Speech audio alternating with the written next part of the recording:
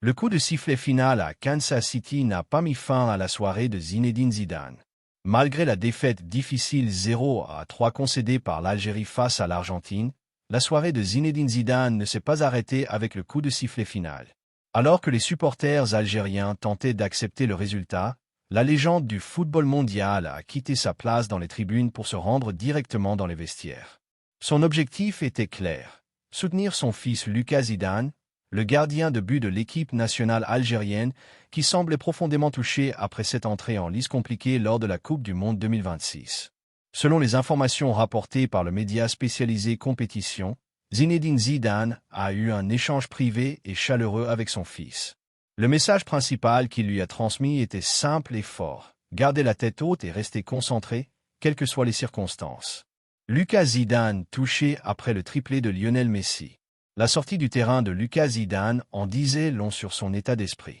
Le gardien des Fennecs apparaissait abattu en regagnant le couloir des vestiaires, portant sur ses épaules le poids d'une rencontre particulièrement exigeante. Le portier de Grenade FC a fait l'objet de critiques de la part de certains consultants qui ont pointé du doigt sa responsabilité sur les 2 premiers buts. C'est dans ce contexte délicat que l'intervention de son père a pris toute son importance. Zinedine Zidane, qui avait choisi d'assister au match Algérie-Argentine plutôt qu'à la rencontre France-Sénégal, n'était pas venu en simple spectateur.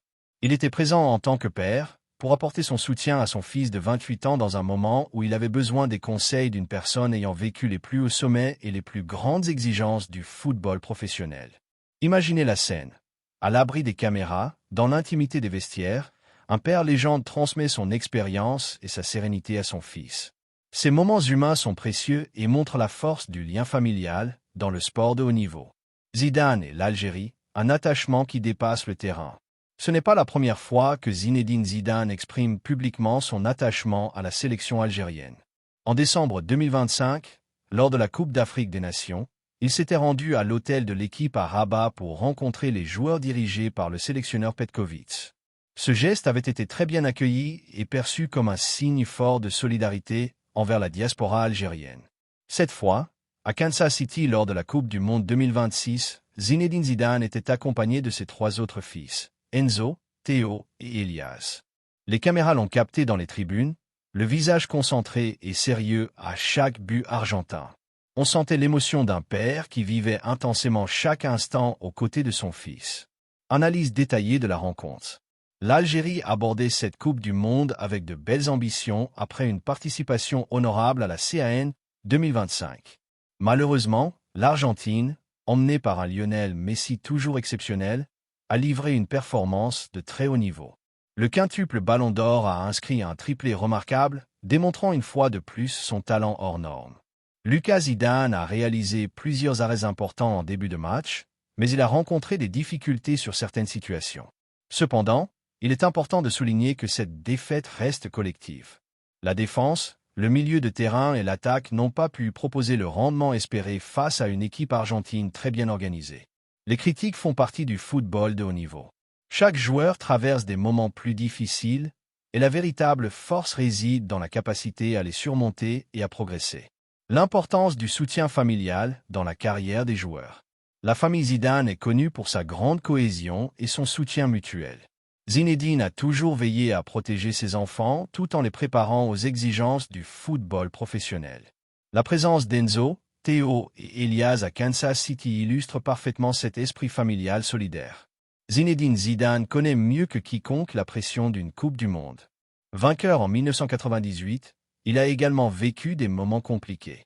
Son expérience lui permet d'apporter des conseils concrets et rassurants à son fils. L'importance du travail, de la résilience et de la confiance en soi. Perspective pour la suite de la compétition. Dans moins d'une semaine, l'Algérie disputera son prochain match sur la côte ouest des États-Unis. Le groupe est relevé, mais rien n'est encore joué. Lucas Zidane aura besoin de se concentrer sur la récupération mentale et physique. Analyse vidéo des situations, entraînement spécifique et travail avec le staff technique. Les supporters algériens sont réputés pour leur fidélité et leur passion.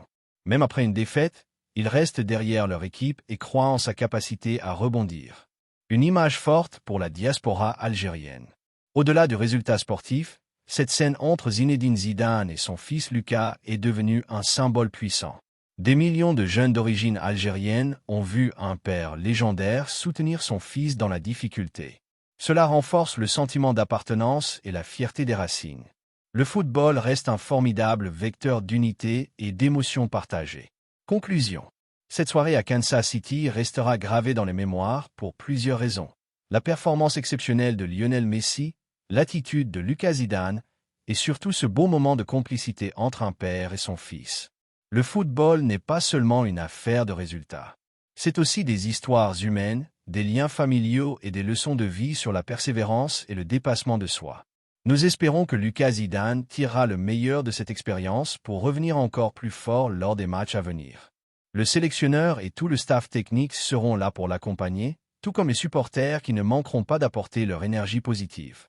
Nous continuerons à suivre avec passion le parcours de l'Algérie lors de cette Coupe du Monde 2026.